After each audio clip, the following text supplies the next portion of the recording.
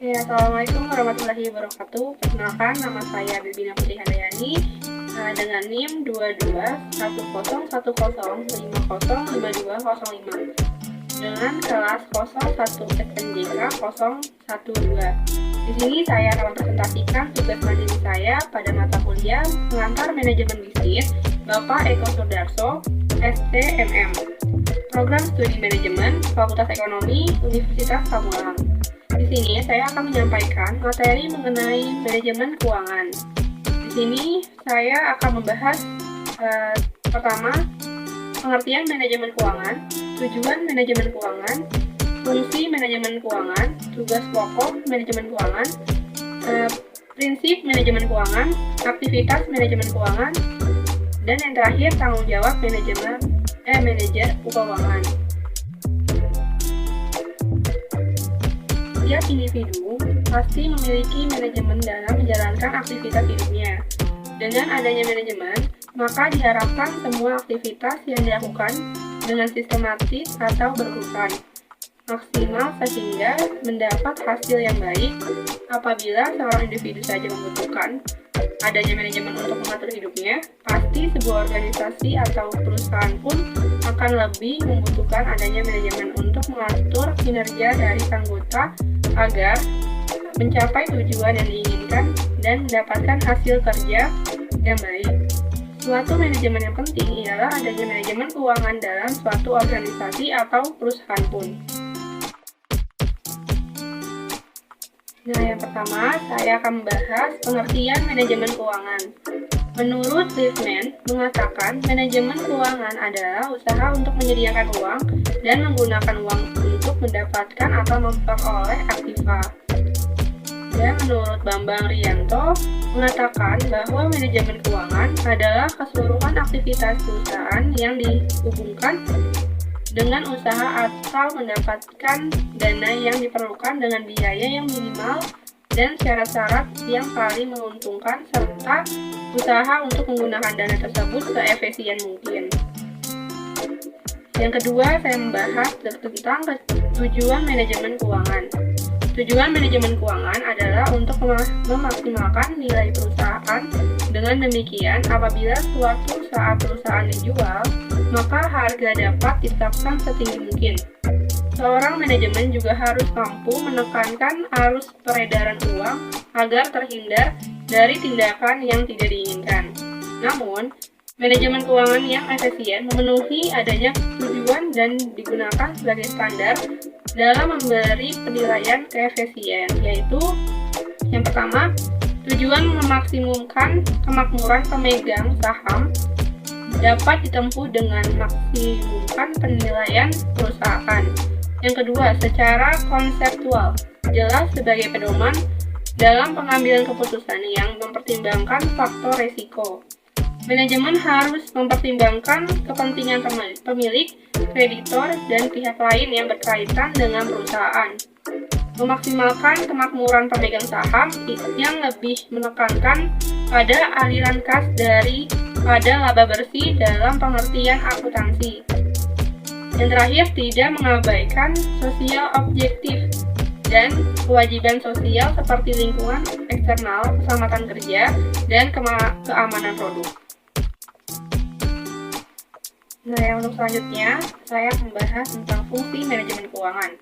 Manajemen keuangan dalam suatu perusahaan sangat berperan penting dalam menjalankan fungsinya dalam berbagai kegiatan keuangan. Berikut adalah penjelasan singkat dari fungsi-fungsi manajemen keuangan, yaitu yang pertama, perencanaan keuangan. Yang kedua, penganggaran keuangan. Yang ketiga, pengelolaan keuangan. Yang keempat, pencarian keuangan.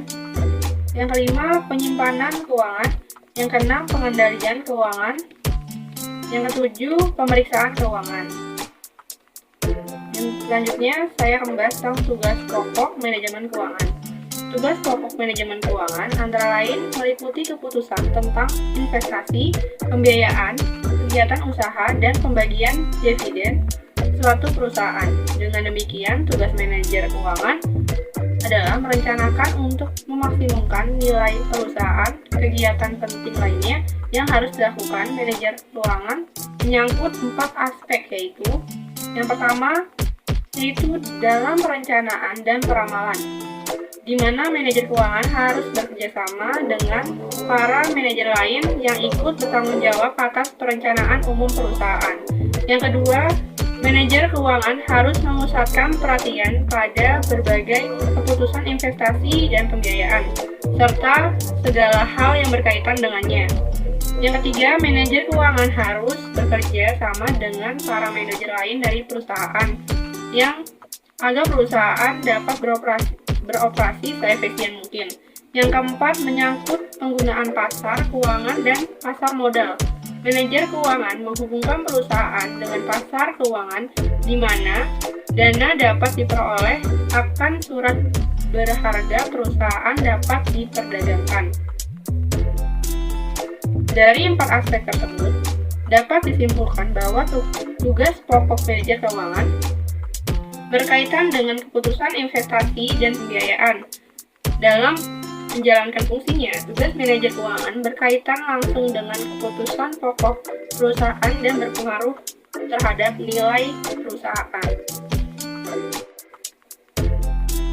Yang selanjutnya, saya akan membahas tentang prinsip manajemen keuangan. Manajemen keuangan bukan hanya berkuat pada seputar pencatatan, akuntansi.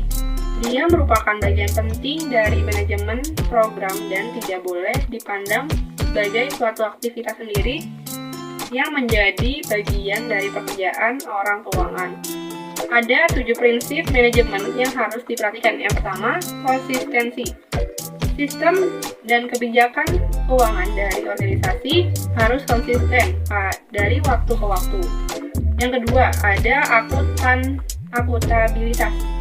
Akuntabilitas adalah kewajiban moral atau hukum yang melekat pada individu, kelompok, atau organisasi yang harus menjelaskan bagaimana dia menggunakan sumber daya dan apa yang telah dia capai sebagai pertanggungjawaban kepada pemangku kepentingan dan penerima manfaat. Yang ketiga, ada transparansi. Organisasi harus terbuka berkenaan dengan pekerjaannya, menyediakan informasi berkaitan dengan rencana dan aktivitasnya pada para pemangku kepentingan. Yang keempat, ada keberlangsungan hidup. Agar keuangan terjaga, pengeluaran organisasi ditingkatkan strategi maupun operasional harus sejalan dan atau disesuaikan dengan dana yang diterima. Yang kelima, ada integritas. Dalam melaksanakan kegiatan operasional, individu yang terlibat harus mempunyai integritas yang baik. Yang keenam, pengelolaan. Organisasi harus dapat mengelola dengan baik dana yang telah diperoleh dan menjamin bahwa dana tersebut digunakan untuk mencapai keuangan yang telah ditetapkan. Yang ketujuh dan yang terakhir, standar akuntansi.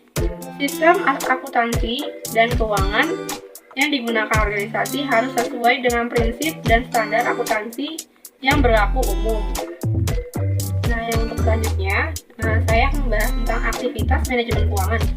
Yang pertama, aktivitas penggunaan dana, yaitu aktivitas untuk menginvestasikan dana pada berbagai aktiva. Alokasi dana juga dalam berbentuk finansial aset yang pertama, atau yang disebut aktiva finansial, yaitu selebaran kertas yang berharga yang mempunyai penilaian pasar karena mempunyai hak memperoleh penghasilan, misalnya saham, sertifikat deposito, atau obligasi. Yang kedua, ada real asset atau aktiva real, yaitu aktiva nyata berbentuk tanah, bangunan, atau peralatan. Nah, yang kedua, aktivitas perolehan dana, yaitu aktivitas untuk mendapatkan sumber dana baik dari sumber dana internal maupun sumber dana eksternal perusahaan. Yang ketiga, ada aktivitas pengelola aktiva, yaitu setelah dana diperoleh dan dialokasikan dalam berbentuk aktiva, dana harus dikelola seefisien mungkin. Selanjutnya, ada analisis sumber dan penggunaan dana manajemen keuangan. Langkah pertama dalam menganalisis sumber dan penggunaan dana adalah laporan perubahan yang disusun atas dasar 2 neraca untuk 2 waktu. Laporan tersebut menggambarkan perubahan dari masing-masing elemen terbentuk yang mencerminkan adanya sumber atau penggunaan dana. Pada umumnya, rasio keuangan yang dihitung bisa dikelompokkan menjadi 6 jenis, yaitu yang pertama rasio likuiditas. Rasio ini untuk mengukur kemampuan perusahaan untuk memenuhi kewajiban finansial dalam jangka pendek. Yang kedua ada rasio leverage. Rasio ini menggunakan untuk mengukur seberapa banyak dana yang disuplai oleh pemilik perusahaan dalam proporsinya dengan dana yang diperoleh dari kreditur perusahaan. Yang ketiga ada rasio aktivitas. Rasio ini digunakan untuk mengukur efektivitas manajemen dalam menggunakan sumber dayanya. Selanjutnya ada rasio profitabilitas. Rasio ini digunakan untuk mengukur efektivitas manajemen yang meningkat dari laba yang dihasilkan pada penjualan dan investasi perusahaan. Selanjutnya ada rasio pertumbuhan. Rasio ini digunakan untuk mengukur seberapa baik perusahaan bertahan posisi ekonominya, ekonomi dan industri. Dan yang terakhir ada rasio penilaian. Rasio ini merupakan ukuran prestasi perusahaan yang paling lengkap karena rasio tersebut mencerminkan kombinasi pengaruh dari rasio resiko dengan rasio hasil penilaian. Nah, yang untuk pembahasan terakhir, saya membahas tentang tanggung jawab manajer keuangan. Manajer keuangan mempunyai tanggung jawab yang besar terhadap apa yang telah dilakukan. Adapun keputusan keuangan yang menjadi tanggung jawab manajer keuangan dikelompokkan ke dalam 3 jenis, yaitu yang pertama, mengambil keputusan investasi atau pembelanjaan aktif. Nah, yang di sini menyangkut masalah pemilihan investasi yang diinginkan dari sekelompok kesempatan yang ada. Memilih satu atau lebih alternatif investasi yang dinilai paling menguntungkan. Yang kedua, pengambilan keputusan pendanaan atau pembelanjaan pasif. Masalah ini menyangkut pemilihan berbagai bentuk sumber dana yang tersedia untuk melakukan investasi. Yang ketiga, ada keputusan dividen. Masalah ini menyangkut penentuan besarnya persentase pada laba yang akan dibayarkan sebagai dividen tunai kepada para pemegang saham. Stabilitas pembayaran dividen, pembagian saham dividen, dan pembelian kembali saham-saham. Untuk kesimpulan materi yang saya sampaikan, yaitu manajemen sangat diperlukan, terutama dalam sebuah organisasi atau perusahaan. Dengan adanya manajemen yang baik, maka kegiatan perencanaan pelaksanaan sampai pada penghasilan suatu tujuan ataupun barang yang dicapai dengan baik dan maksimal. Dengan adanya manajemen, maka perusahaan akan mencapai tujuan yang diinginkan dengan langkah yang tepat. Manajemen keuangan adalah suatu kegiatan perencanaan, penganggaran, pemeriksaan, pengelolaan dan pengendalian, pencarian dan penyimpanan dana yang dimiliki oleh organisasi atau perusahaan untuk memperoleh sumber modal yang semurah-murahnya dan menggunakan seefektif, seproduktif mungkin untuk menghasilkan laba. Nah, demikian untuk presentasi dan pembahasan saya mengenai manajemen keuangan. Semoga bermanfaat untuk kita semua. Kurang lebihnya mohon maaf. Wassalamualaikum warahmatullahi wabarakatuh.